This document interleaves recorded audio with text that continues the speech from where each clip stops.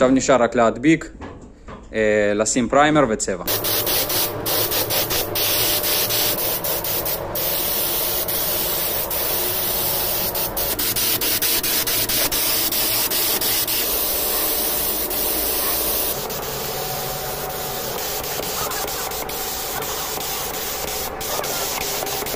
עכשיו אפשר לשים 2 או 1 שכבות לקה ונראה איך זה יצא.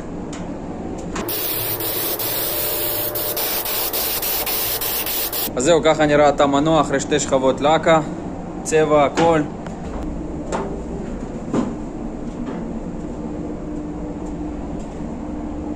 מבריק, יפה, הכל מכוסה.